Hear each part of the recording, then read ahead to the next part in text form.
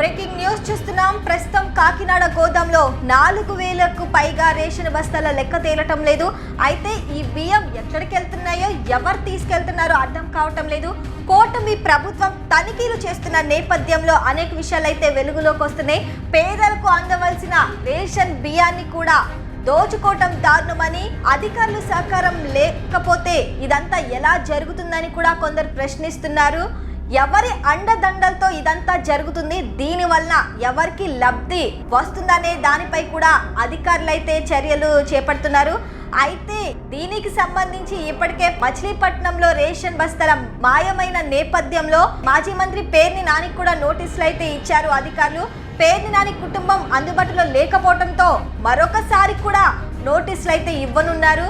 అయితే ఇంత జరుగుతున్న అధికారులు ఎందుకు స్పందించట్లేదు, అసలు అధికారులు కూడా దీనిపైన ఏమైనా వాటా ఉందా అనే దానిపైన కూడా ఉన్నతాధికారులు అయితే ఆరా తీస్తున్నారు. ఒక్క మచిలీపట్నం అలాగే కాకినాడలో ఇన్ని వేల రేషన్ బస్తాలు మాయమైనాయంటే ఇక మరొక పక్క రాష్ట్రం మొత్తం ఇంకెన్ని బస్తాలు మాయమై ఉంటాయా అన్న అనుమానం కూడా వ్యక్తమవుతుంది. అయితే అధికారులు ఇప్పటికైనా తగిన చర్యలు తీసుకోవాలని కూడా ప్రజలైతే కోరుతున్నారు.